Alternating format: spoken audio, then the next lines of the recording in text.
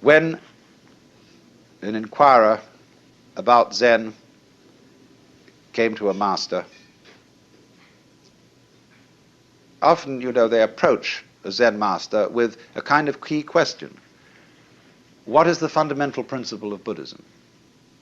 Or why did the bearded barbarian come from the West? Because Zen is supposed to have been brought into China by a Hindu named Bodhidharma. Bodhidharma is always represented as having a huge bushy beard and very fierce eyes. Now, Bodhidharma always insisted that he had nothing to teach. And so, why did he come? That's one of the fundamental questions. You might say to me, I've often said when I'm giving a lecture, I'm not trying to improve you. I'm not trying to persuade you to a certain point of view. That is to say, like a preacher would convert somebody. In fact, I have nothing to tell you at all. Because were I to presume that I had something to tell you, I would be like a person who picked your pocket and sold you your own watch. So you might say, then why do I talk? You might ask the sky, why are you blue? The clouds, why do you float around? Birds, why do you sing? And we've been busy trying to invent explanations for all this. And so there's this great Zen saying. One of the old masters said, when I was a young man and knew nothing of Buddhism, mountains were mountains and waters were waters. But when I began to understand a little Buddhism, mountains were no longer mountains and waters no longer waters. In other words, when one starts scientific and philosophical inquiries, everything gets explained away in terms of its causes or other things that go with it. Or one sees that all the things in the world, what we think are separate things, are as things illusions. There is nothing separate. So, but he said at the end, but when I had thoroughly understood, mountains were mountains and waters are waters. So, this is what's called direct pointing.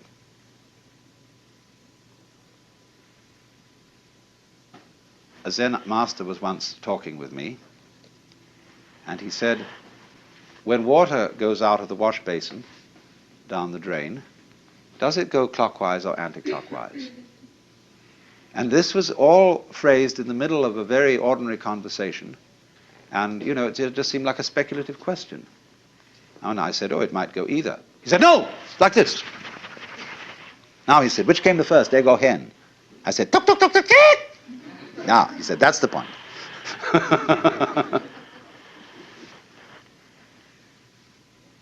Now, it is saying too much, I warn you, to say that Zen is trying to point to the physical universe so that you can look at it without forming ideas about it.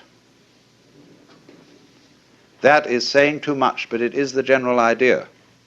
It's in the direction of being the right idea.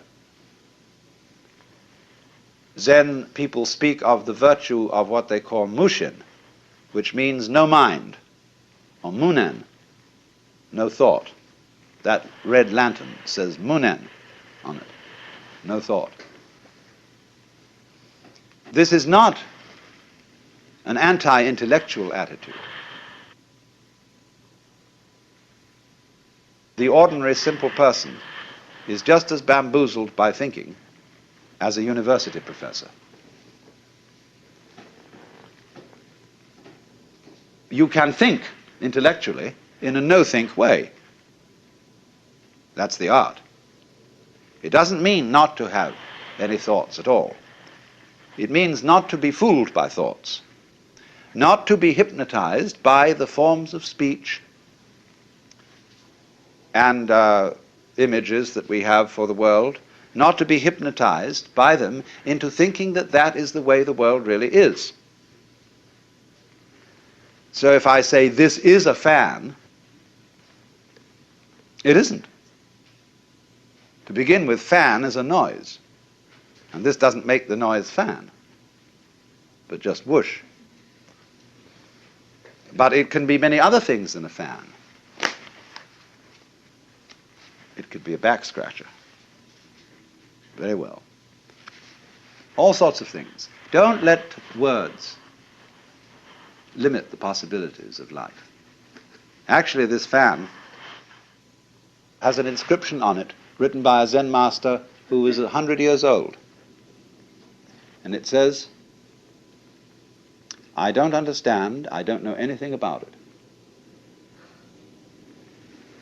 So that goes back to the story of Bodhidharma, that when he first came to China, sometime a little before 500 AD, he was interviewed by the Emperor Wu of Liang. The emperor was a great patron of Buddhism and said, "We have caused many monasteries to be built, monks and nuns to be ordained, and the scriptures to be translated into Chinese. What is the merit of this?" And Bodhidharma said, "No merit whatever." Well, that really set the emperor back, because the popular understanding of Buddhism is that you do good things like that, religious things, and you acquire merit. And this leads you to better and better lives in the future, so that you will eventually become liberated. And so he was completely set back, so he said, well, what is the first principle of the holy doctrine? And Bodhidharma said, vast emptiness and nothing holy. Or in vast emptiness there is nothing holy. So the emperor said, who is it then that stands before us? The implication being, aren't you supposed to be a holy man? And Bodhidharma said, I don't know. So the poem says, plucking flowers to which the butterflies come, Bodhidharma says, I don't know. And another poem like it, if you want to know where the flowers come from, even the god of spring doesn't know. So anybody who says that he knows what Zen is a fraud. Nobody knows. Just like you don't know who you are. All this business about your name and your accomplishments, your certificates, what your friends say about you, you know very well that's not you. But the problem to know who you are is the problem of smelling your own nose. When the great Japanese master Dogen came back from China in about the year 1200 to bring his school of Zen into Japan, they asked him, what did you learn in China? He said, the eyes are horizontal, the nose is perpendicular.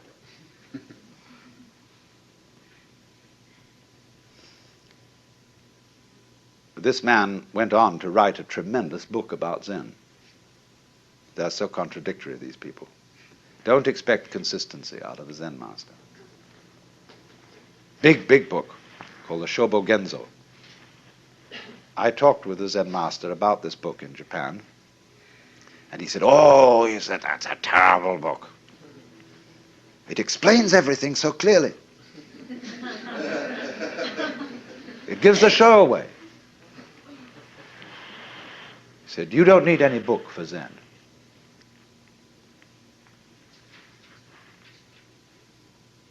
So you see, it is this kind of way of going about things, this method of Zen, that has so fascinated the West. And everybody who reads about Zen wonders if somehow, you see, this understanding is right under your nose. You know how it is, sometimes you get a crowd of people to come into a room, and you put something in the room that's absurd. Like suppose there was a balloon floating on the ceiling. People could come in and not notice it at all. Or, somebody puts on something weird, some kind of a funny necktie or something. And you say to a person, well, haven't you noticed? A woman in a new dress, Haven't you noticed? I said, well, no, what is it? What? It's right under your nose. They're staring you in the face, but you don't see it. And Zen is exactly like that.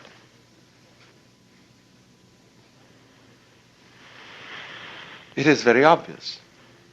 The master Bokuju was asked, we have to dress and eat every day, and how do we escape from all that? In other words, how do we get out of routine? And he said, we dress, we eat. He said, I don't understand. And Bokuju said, if you don't understand, put on your clothes and eat your food.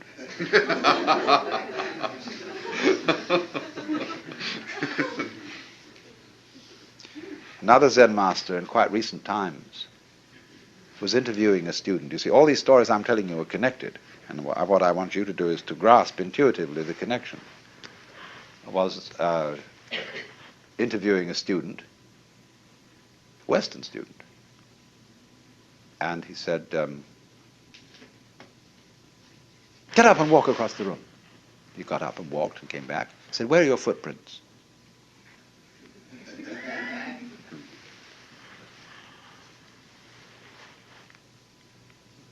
Another monk asked Joshu, what is the way?